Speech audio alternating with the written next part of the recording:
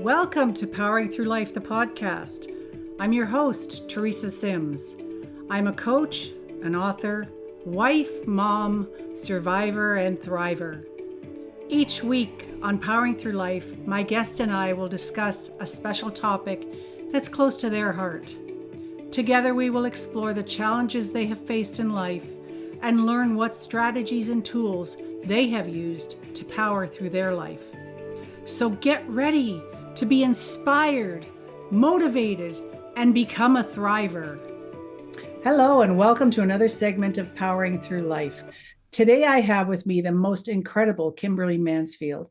And Kimberly is a first-generation college student, mindfulness-trained, third-career family law attorney and coach, nonprofit director, live-in support to senior parents, and mom to a hilarious husky named Winter. Oh, I love that. Kimberly geeks out on neuroscience, quantum biology, epigenetics, and human dynamics. She's triumphed in life's trenches and now lives to help serious clients to do the same. Kimberly, welcome to Powering Through Life. Thank you, Teresa. Thank you for having me. I'm really excited to be here. Yeah, I'm really excited to learn about this topic that you've presented to me today. It's the unparalleled superpowers of being your own best friend. That's a mouthful, huh? Yeah, wow, it's a mouthful, but it's very fascinating. So tell me, first of all, what do you consider a superpower? Oh, wow. Okay, I didn't see that coming. Sorry. Something that kind of strikes me as a touchstone, as a go-to, it's the net. So that if I go there, I never have anywhere to fall, that it's reliable. I guess maybe it's the remembering it or bringing it to the forefront kind of in my thinking or consciousness in moments where I feel like I'm not in my superpowers, or I don't have them, or I'm not in any power at all, right? And it's a reminder, I guess, that really stuck once it kind of coalesced in my mind. So to me, it applies to everything all the time, anywhere, that everything always comes back to me. And yeah, so I don't know if that'd fit the, Webster's, but Well, it's your definition. It's not, I don't really pay a lot of attention to what Webster says, but we should at times. But I think, it's a personal thing for you, I believe. Is that correct? yeah, Yeah. absolutely. Yeah. And how you show up in the world and how you want to excel in your own personal dynamics and being. Yep, 100%. So It's why would definitely a you? guiding principle. Yeah, definitely. And I like that. It's fascinating. So why would you think you needed a superpower? Pardon me. Oh, I didn't go looking for a superpower. I just found that realization, like really having lived into the role. So I didn't go out seeking, I'm going to be my own best friend. It wasn't that, like I heard it somewhere and I'm like, I'm going to do that. It wasn't that again, that I was looking for superpowers or that I even would have applied the word to something. It was that it happened. And that, as I think I told you, and I kind of relish the thought that I know that the most important day of my life was the day I realized I am my own best friend. And then the second most important day is the day that I realized that that was the most important day. I mean, that's what a piece of my foundation it was, and how much input, I guess, it felt freeing. It felt like I had nowhere to fall, no matter what went on externally. It felt like I was competent and capable, and I didn't have to look for anyone else for validation, I guess. Mm. But it happened. And then it was to me to go, whoa, what's that about? And learn and articulate. Now I can articulate what that is. And I tease it apart because I'm kind of amused by it and how pivotal it's been for me. And I just, it's kind of like, you get those things and you're like, oh my gosh, this is just so awesome. Like, if there's one other person out there who can get this and experience this, I'll just talk about it. So it's one of many things I talk about, but we clicked on that when we talked because, yeah, I think it is a big deal. And I think I, we are all an us and we all have an us, right? Ourself. So it's not something we have to wait or look for or buy off a shelf. Like it's all right here Yeah. already. We just don't know it. And it's a form of accountability, I think also. Yeah. There's Um, so much untapped potential that we each carry with us or within us. And I think right. you found the solution to tapping into your superpower to help you through what though, Kimberly? What does it do for you? What does it help you with on the Well, day-to-day stuff? one, I think that our default mechanisms kind of we go looking like, let's just say, I'm not even putting this in crisis mode, but something needs to happen. Something came up. We got to address it. It's ours to address. And we start looking out there for solutions, for stop, you know what I mean? Like or we start feeling like we're alone. The minute we start feeling like we're alone, we're looking for something external, right? To bring in. The minute we feel like I have no idea what to do, technically we may not, but that is a disempowering thought. On the daily, what it means to me, and again, you just read it. I mean, I'm living caregiver to senior parents. We didn't, that came about by a, 12 noon phone call Saturday morning during COVID while I was sat on my kitchen floor putting my vacuum cleaner together because it is seared into my brain. And the call was I needed to go to my parents' house to help my mom and the doggo because my dad, the hospital wasn't letting me go because he was basically fast tracked to a quadruple bypass. And, I think 8 minutes later, I was out the door with a bag. If it even took me that long to swallow, put things together, and throw them in my car. That's how I got here. And it'll be 4 years in October. So as you can imagine, there's a lot going on in this environment. There are Yeah. health issues. There are, again, it's a one-way street. It's very different than parenting, where parenting, there's prospects, right? And there's futures and potential. I mean, by and large, right? This is a one-way street. These things are going to ratchet up. Just the things you deal with. It just is. And that I I don't have but there isn't a plan B. There isn't a backup person. There's me. So I run my life and I run the two other lives. So on a day-to-day basis, what does it mean? I've got this. I don't know how, but I've got this. The most important word being I've got this. And then I don't know how. I mean, to me, it's going to bring in, and it has, and it's tried and true. It is reliable to me that the minute I start thinking about that, the dots will start connecting. I will start seeing, I see a clear field, what needs to happen, what steps, what I need to research, what needs done in the moment, and that it just does. I've got this.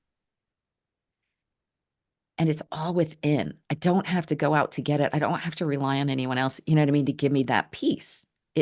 I don't have to, I can be around or be with or have, relationships outside because I want to, not because I need to, not because they give me a part of myself. Nobody gives me a part of myself. Nobody gives any of us a part of ourselves, but it sure as heck feels like it does. And when Mm. it feels like that, that's where you got to go, hang on a sec. I'm not being my own best friend because the fact is, I got me. There was a point when a year and a half, just less than trying to think of the words. No, a year, less than a year.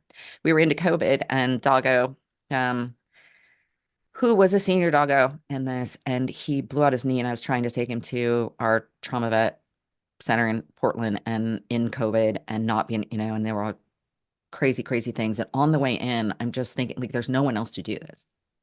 and I'm taking him and I don't know what to do. And I'm such a huge dog person. And he was so pivotal and he was such a role here. And that whole sort of mortality thing going in my mind. And like, and at that point, I didn't know it was a knee for sure because he had a growth near his spine. And in my mind, I'm like, we could be in the spinal cord.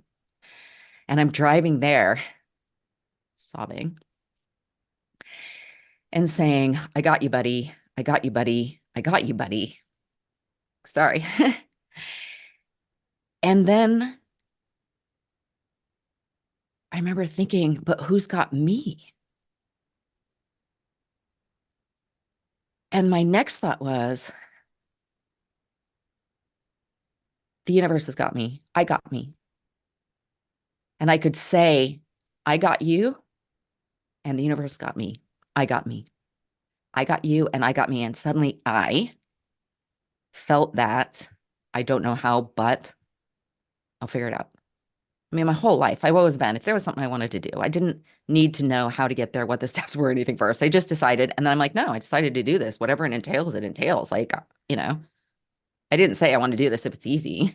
I just want to do it. So, you know, I was raised to work hard. Effort, you know, improves you. But I mean, in instances like that now, because I thought, you know, this is training. This is training because things are going to get harder. And as things get harder, I get better. And I mean, the real day that it equated to the best friend thing happened before that incident. It happened actually within a couple months or so before I ended up coming up here. And I just remember, I don't know what it was. I think it was relationship bumps in the road. And I was in a long distance relationship in COVID and it was hard and things. But I remember where I was sitting in my cottage and I remember it was like there was some, I don't know, it was like a pop-out bubble, but it wasn't really distinct. Like I didn't see a face or whatever, but it was just sort of this question in my, or maybe it was just in my head that just said, who's your best friend? And I was like, I am. I literally, and I was like, the heck was that? And then I was like, but I am. That's when it got called that. And then it was later, again, that's the best. Now I can look back and go, that was the best day of my life because it's changed everything. And then the second best day was the day I realized that was the best day because that's how pivotal it was. I wouldn't doubt it. That's powerful recognition and powerful awareness that you have everything you need. And we all do. We come equipped with, you know, when we get to a certain point, I think, we hope that we all have everything we need to manage life effectively and efficiently and well, so that we're happy and healthy and, you know, have everything that will serve us and we can serve in return. Now, understand truly the caregiving part. I've done the generational caregiving. It was my grandmother who I had with me. So there was, you know, there was culture differences there. Like I'm born here. She was born in Europe. So there's that heritage difference. There's the age. There was 60 years between us. I also had my young sons with me at the time. So it was a totally different family dynamic, bringing an elderly person who had been so independent all their life to all of a sudden losing their eyesight, having strokes, breaking their hip, and being completely dependent on someone that they weren't prepared for. You know, well, not that they weren't prepared for me, but I was her choice. But they weren't prepared. She was not prepared to be in that situation, that role, anything. She had lived on her own for, I think her husband had passed away in 1977. And this was 2000 and yeah, I can't remember. It was in the early 2000s. So, you know, there's late 1990s. So there was a lot of time in between. And it was a horrible challenge to blend everything and to make everything flow well. And I discovered that Low. I wasn't getting the support I needed from my spouse at the time, from anyone. So, how do you manage through all that stuff?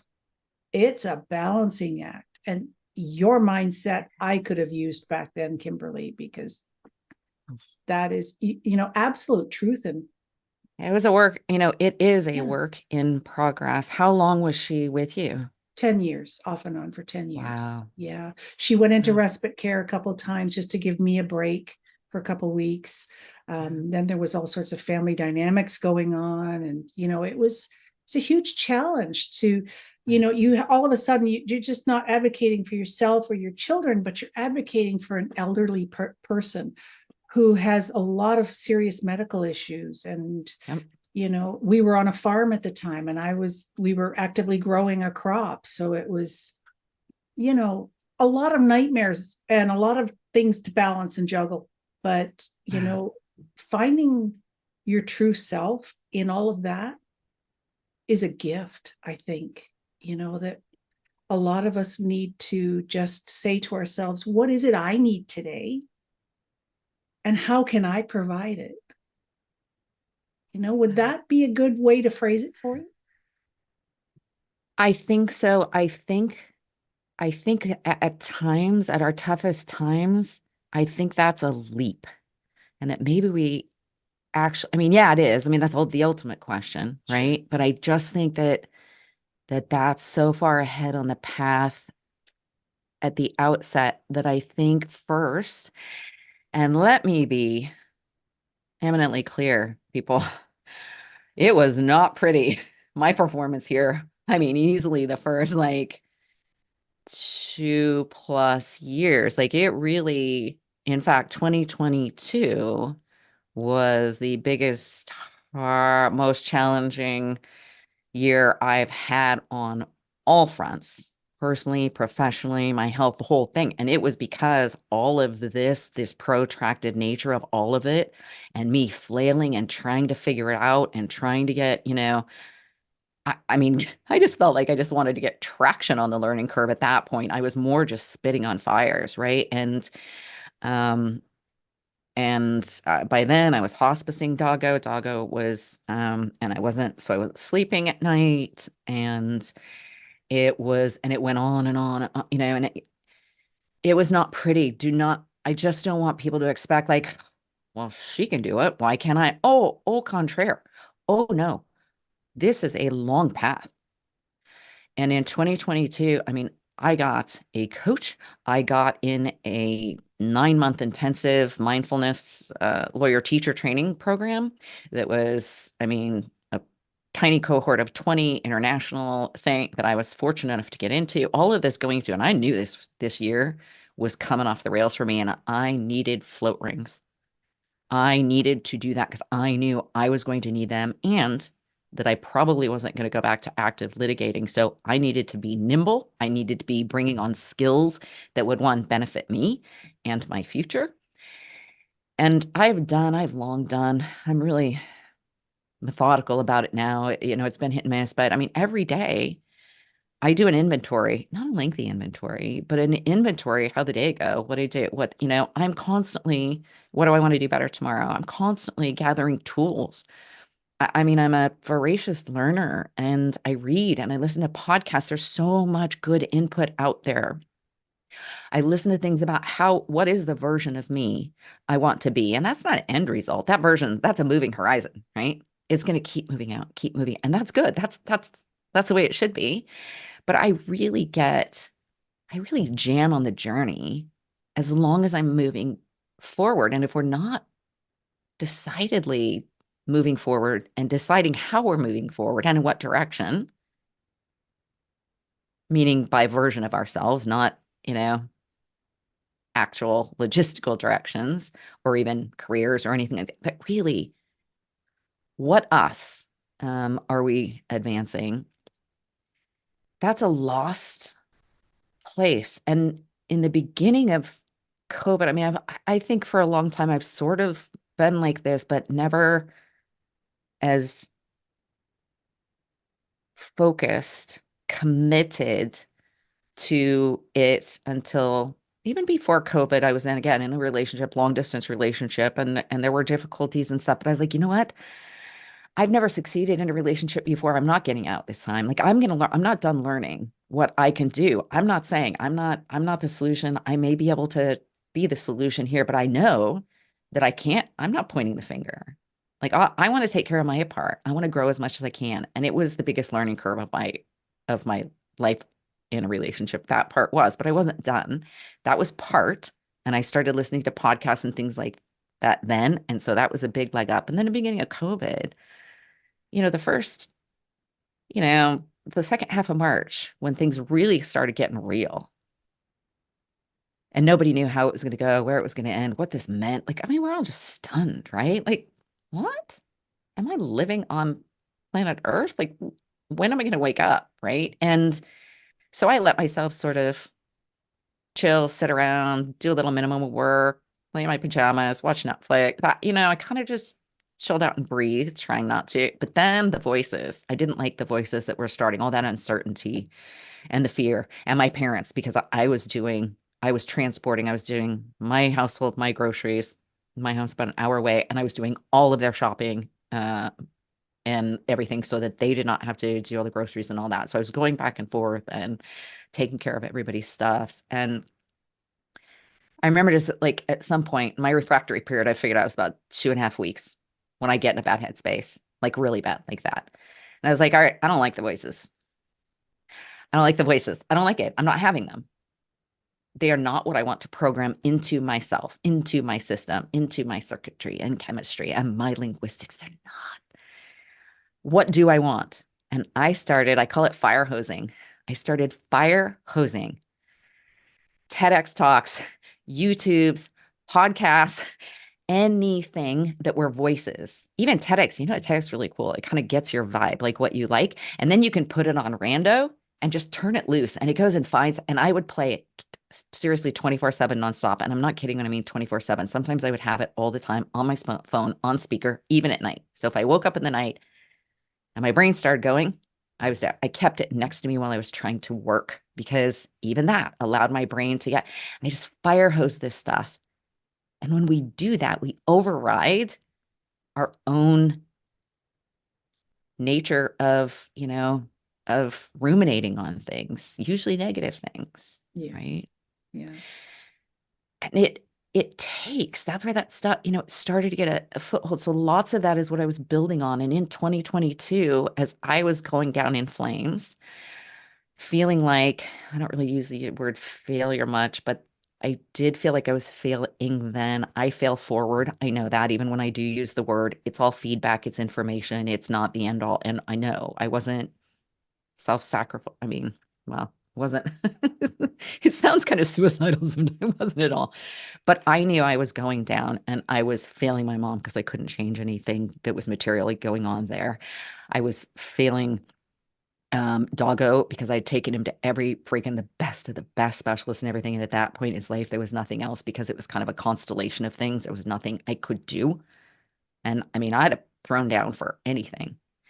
And I was failing my clients in my practice because and I just started offloading clients to other attorneys because I was terrified that I was going to commit malpractice. I was so tired. I was so tapped. My resources, I was on such thin ice, and I was failing the relationship because I didn't have the bandwidth. I just didn't have the bandwidth. When I would, and it wasn't really grasped, it sounded so exaggerative when I would say I would miss, you get those routines like I text at mid-morning, you text, we talk at night, that sort of thing. You got to get on those schedules, that rhythm. And it might be 4:30 in the afternoon. I was like, oh, I haven't text. And then, but it wasn't really grasped when I would say, I am so tapped right now. Most of the time, not only do I say I don't know what time of day it is, but I'm not kidding when I say I don't know what day of the week it is most weeks. And if I had to press to tell you when I last took a shower, I wouldn't be able to answer that. And it really was there. And it was and I was highly functioning. I was doing all this other stuff. I was in a program, I had coaching, I was taking care of everything. It's so paradoxical to me. But inside, I knew that I was in, and, I was at the bottom of a well.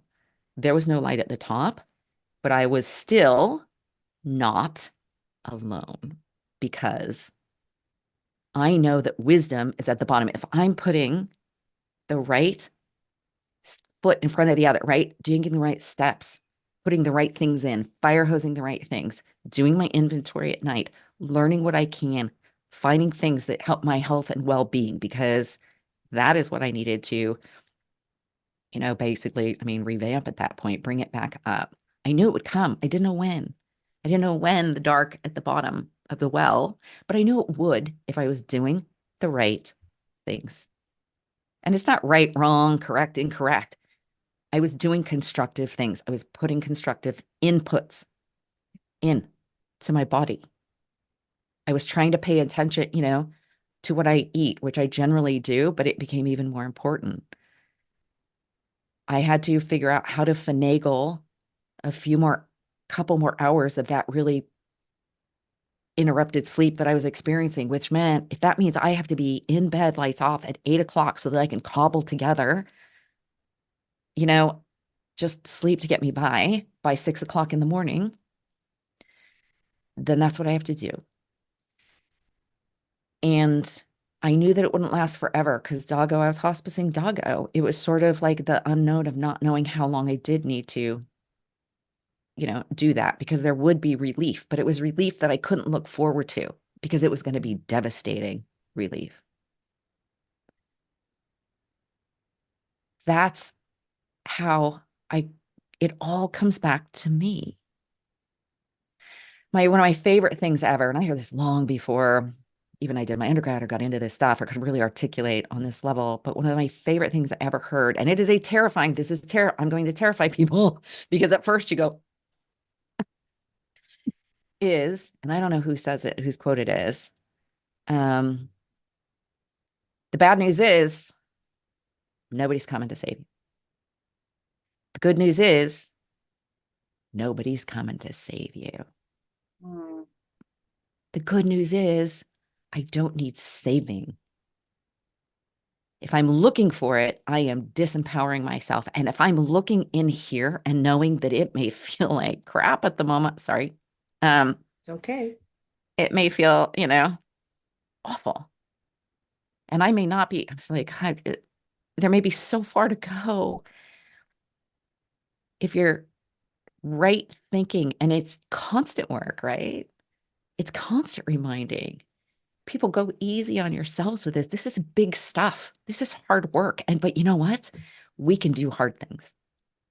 Absolutely. So that is where the best friend business, that it all comes back to me. And that is where I can figure things out, because there's so much guesswork when I'm looking out there, whatever. And don't get me wrong, I am a research fanatic. Obviously, with my neuroscience and all that, I'm an attorney. I am a researcher. I was a researcher long before. That's probably why I self-selected into law school. So I am looking out there for different things all the time, but it's always from this core.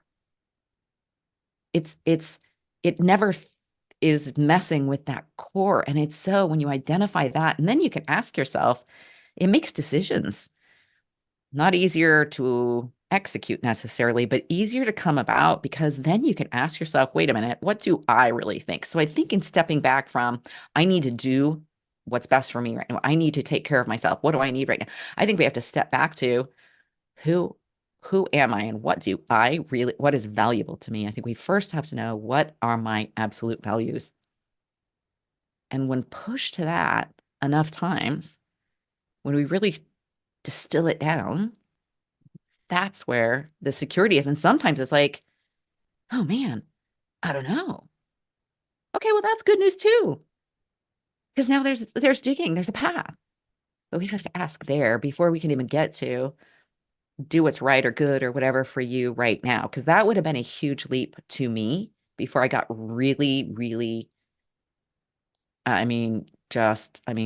solidified with my values, and simmered them really, really down. That with relationship too. That was a huge, probably the most difficult decision of my life. And yet because there's always a forfeiting upsides. Like we're in relationships because something in our system, there's some upside. Even if it's a dysfunctional one. And I'm not saying these were, I'm saying there were some objectively great upsides. But when I really got into the me, it's like, oh, but my core values that I have to have this stability, I I can't be diverting energy and resources there. Like it helps you set priorities and commit to choices. And now I look back, I wouldn't change any of my choices that sort of led to this. I wouldn't. If I put them on, I am living my values every day, which never is a statement of it's easy, it's fun, it's like a good time. I don't know. I think it's kind of the opposite of all those things, but value, it's it's meaningful. Oh, I wouldn't doubt it, Kimberly. I mean, knowing who you are, what your values are, what you stand for, what you will accept and will not accept in your life, world, being is profound. And Absolutely. not even dependent or reliant on pointing a finger or making anyone else a bad person, right? Yeah, yeah. Like I don't, it's just that these are my choices and the path I have to lead. This is where I feel where I can have my best health and well-being, where I can be my best serve in all these regards.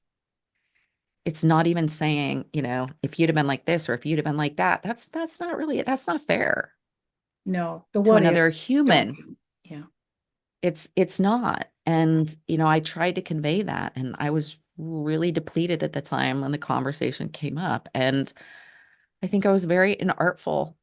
And I remember thinking at the time, that's better than any of these conversations I've ever had before because I did it and I stayed authentic and I didn't make it about him. I just kept it about me. This is, I didn't want to blame. It was going to hurt enough. I wasn't going to say because this or because that's not it. And I did that. And I know at the time that I was like, I did what I could with what I had, which was a really, really diminished and resourced. And if I could go back now and redo it, I would do it very differently, hopefully in a way that it would hurt a little less. Um, I don't, I don't think generally we want to hurt anyone. And it hurt me too. I mean, I grieved for a long time. of And then course. I grieved because I felt guilty that I made someone else grieve, a good human. It just didn't work with the way life went forward. Yeah. So I think that getting those values, man, and it takes a long time to do that.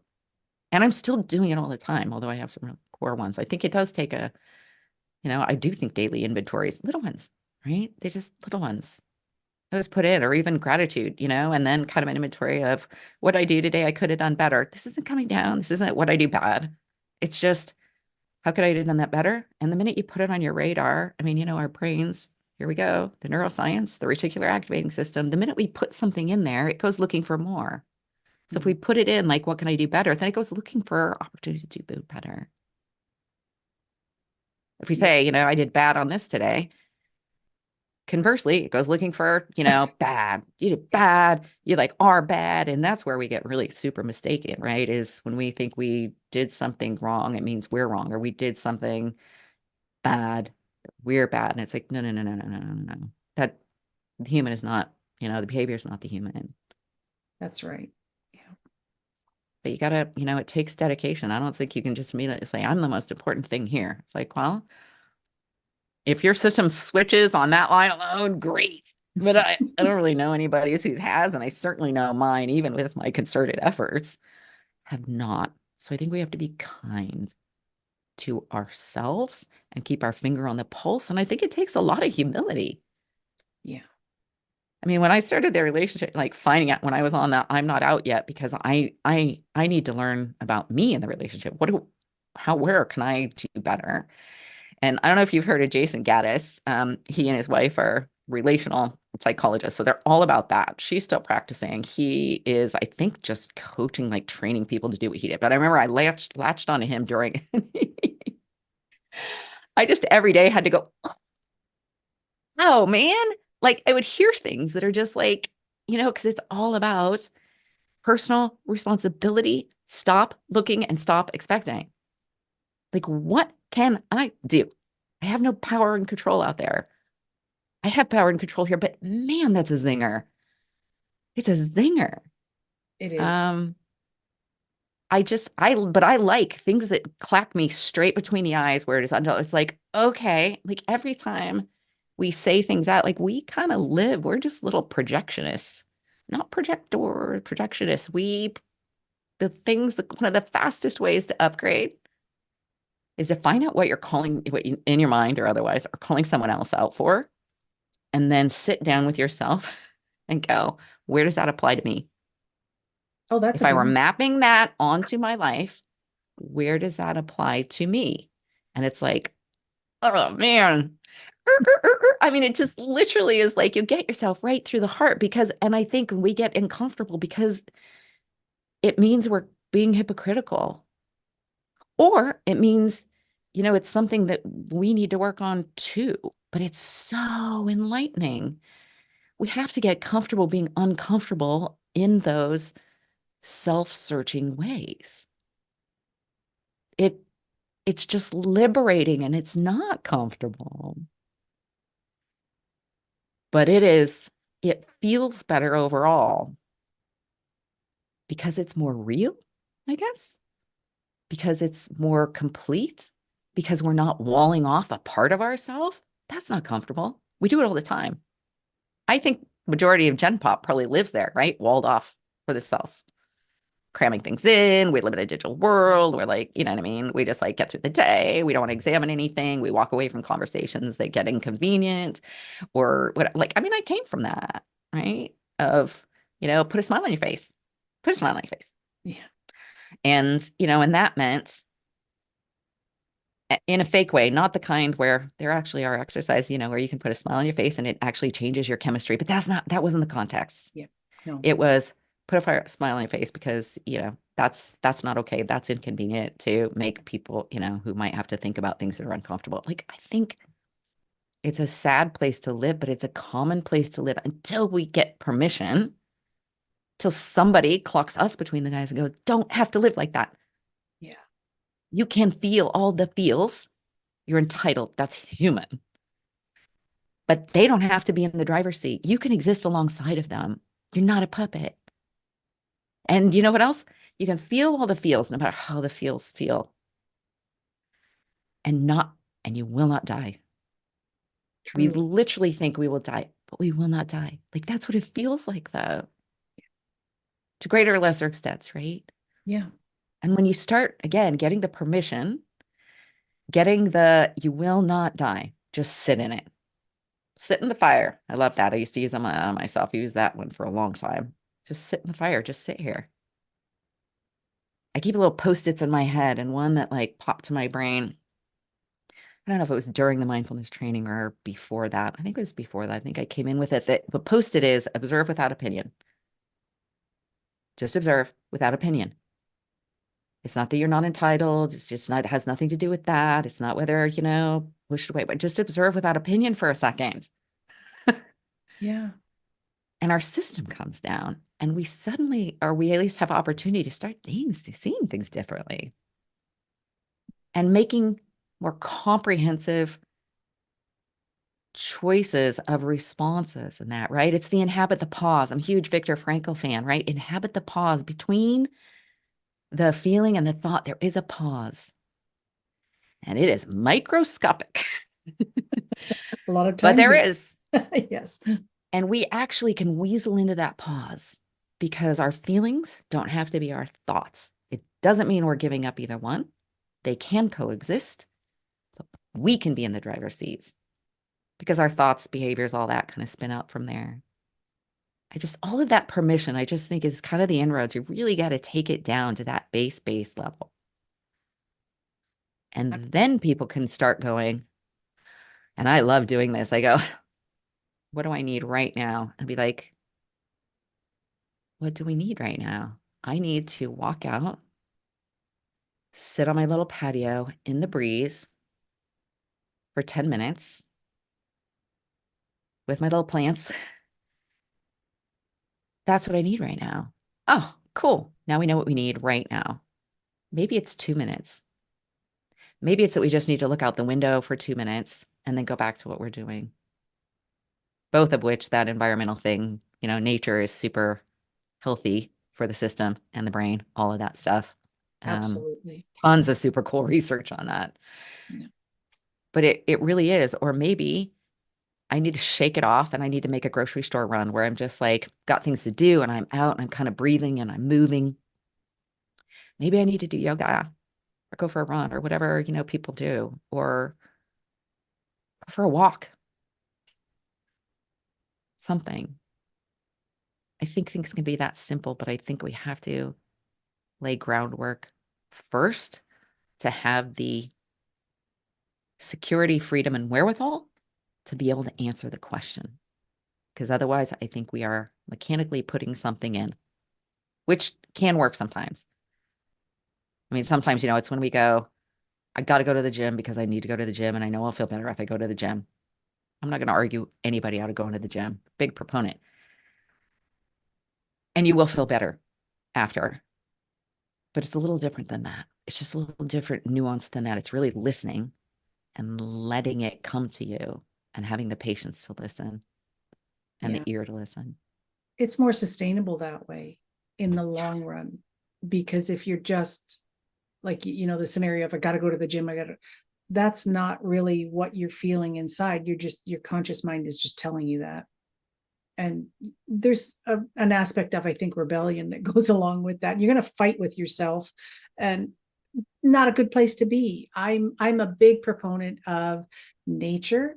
I'm an avid gardener, not so much anymore, but my backyard is filled with so many varieties of flowers and plants, and roses are my favorite thing. And I will go out there and just walk through, smell every flower that's blooming, just appreciate, what we've created here, what nature gives us.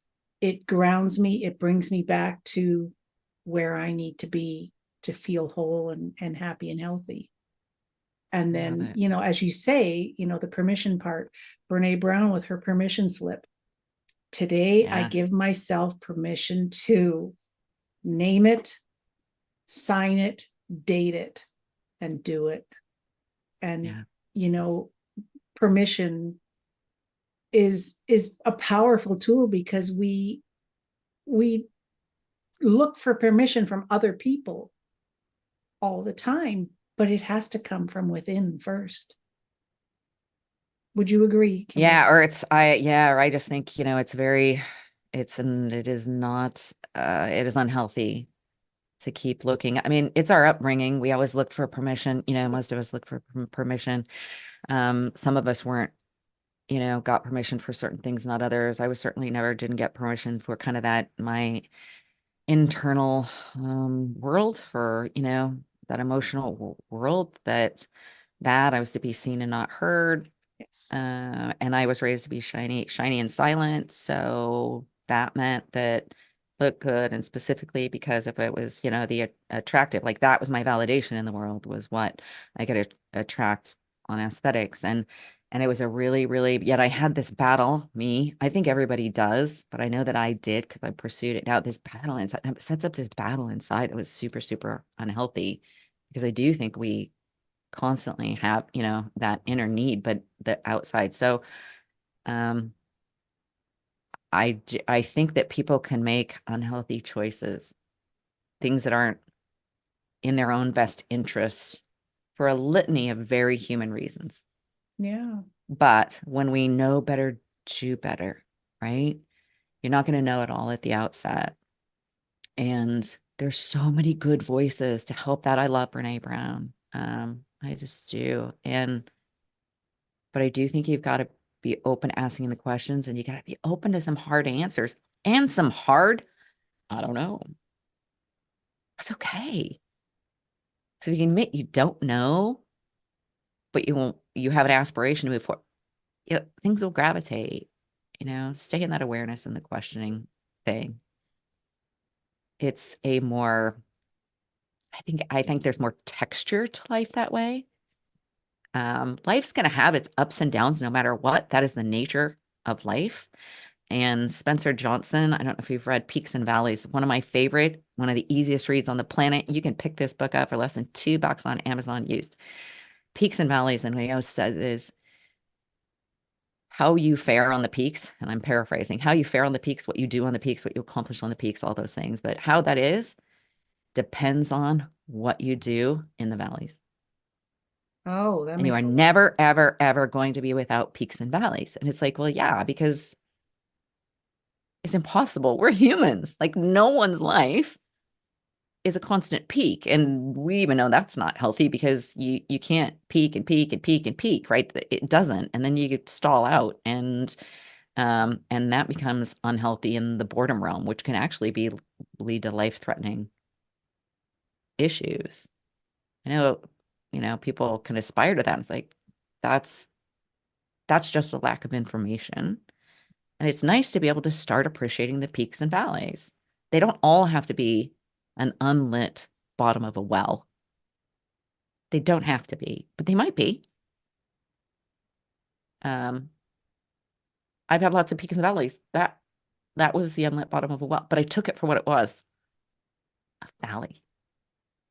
It's not an end. That's not the end game. No, absolutely not. And the Absolutely not. wisdom is at the bottom. The wisdom is at the bottom. The wisdom is at the bottom. Yeah. The wisdom is not on the peak. Yeah. The Very wisdom is true. at the bottom. And the I joy is love, in the journey. yeah. And it is a journey and it is ever flowing, right? Now and forever, right? Yeah, absolutely. I totally agree with that. And when you think you've got it all figured out, you don't. There's always going to be something else. And you have to be Yeah. prepared to take a look at it and examine, right? So, Kimberly, how can the guests get in touch with you to learn more about this? Because I think what you're talking about is something that everyone needs to learn how to do, needs to learn more about, and needs to take the action steps to implement. So how can we get in touch with you? Well, and in a bucket, I consider it mastering our A game. And Mm, that's just bringing our utmost and living our utmost. Because if we're not looking into this stuff, we can't. We leave our utmost on the table. And life yes. can be so much richer and more vibrant, no matter without an change, external change, no matter our age, stage, or circumstance. We're never without the power to move the needle just a little, Yeah. ever. Even if it's just a little, it's So, growth, isn't it? Or it's right. change. So, Yes. mastering your A game, and I have kind of developed my framework is called skilled clarity. All the pause and the inner CEO, but it's really going to that mastering your A game. So I do divorce custody coaching. And then I also do I call it life and large because I've gotten inquiries from people who either just want to fine tune life and how they're showing up for it, or they just feel like, I'm kind of, the status quo. A lot of people are just like, is this all there is? Or that are in the kind of rat race we talked about, right? Who are going and doing and all this stuff and are not tapped in below the surface. Like having a thought partner and blind spotter and dot connector, you can get so much faster and still get the substance. And to me, there's a relief of sorts to that. And everybody's path's different. So it looks different for everyone. So back to where do people find me? My website, skilledclarity.com. You can hop on there and I will talk to anybody. I love conversations. And we do some of that opportunity spotting. How does this map onto your life? These questions. And you can click on there, it'll lead you to the buttons. And I do 30-minute gratis opportunity spotting calls. Love it. And you can find me on Facebook, LinkedIn, Instagram as well. But if you want to get in touch, the to have a chat, then I'd say the website is a cut to the chase. Excellent. And I will be including all your links when we post up the Thanks. segment for this. It's going to be an incredible segment. And listeners, you really need to get in touch with Kimberly. This lady is the goods, honestly. And I'm actually thinking about, I'm going to connect with you because I want to learn more about this myself. So Let's do it. Yeah, let's do that. So Kimberly, excuse me, do you have a favorite quote or saying that you'd like to share with us? Um, I know you Gosh, I had wrote two two that of you those listed. down. Yep. I know, and I think ever in possibility Yep. is certainly one. That's my salutation on anything I write, because if we have that in mind, then there's always an option. There's always a forward. There's always moving that needle a little, and and we always are in possibility, but we just if we feel like we're not, it's because we're letting ourselves things are not. So ever in possibility and enjoy the journey. Yes, because we all need to enjoy the journey because that's what life is. And And yeah, my decades ago, my best favorite mentor, an acting coach when I was in LA, he always said that. And it wasn't his phrase, he used it all the time. And I forget who actually it's attributed to. And in that, when I acted, directed, and coached for like 10 years, but in that, when he said, enjoy the journey, it put things into perspective as far as those ups and downs, that it's all part of the journey. Whereas before I had felt when it gets hard, that means something's wrong. And it's like, no, no, no. It may be very, very right. yeah. And it has stuck with me. And I would say that is probably the most pivotal quip that's just applied throughout life. As soon as I heard that, it just lit the path. So you've proved to us today that it is possible to find your superpowers and to be your own best friend and thrive. I mean, the smile on your face says it all. It's just, you know, I'm so impressed. And thank you, Kimberly, for sharing this with us, because I know that there's going to be value found in this for a lot of our listeners. And listeners, you really need to get in touch with Kimberly. Find out what all this is about. Ask some more questions. Get in touch with her today. She's happy to answer questions. Go for it. And let's get this lady going, because this is powerful stuff she's talking about. Kimberly, thank you for joining us. Thank you, Teresa. It's been a pleasure. You're Very excited you had me. Oh, very welcome. And I think we should do this again sometime. Definitely. Definitely. Definitely. Okay. And you can get your own little call there. I will look forward to that. Oh, I need to do that. I'm going to explore this further. So I think everyone should do this too. Take a step, take an action step today. Give yourself permission to get in touch with Kimberly. Find out more about being your own best friend and how to go about that and all the steps that are included. Because as she said, it's not an easy journey, but it's one that is rewarding. And I can see it written all over your face. Thank you for sharing, Kimberly. Thank you for what you do, Teresa. Thank you. Everyone, get in touch with Kimberly today, and we'll see you again next time on Powering Through Life. Thank you for listening to Powering Through Life, where we explore life's challenges and learn valuable insights from my guests about how they have powered through their lives to survive and thrive. We can learn incredible lessons by sharing and motivating the world through conversation. You can access all of the Powering Through Life episodes on my website, teresasims.com, YouTube, Facebook, and Spreaker. So join us again next time for another inspiring conversation.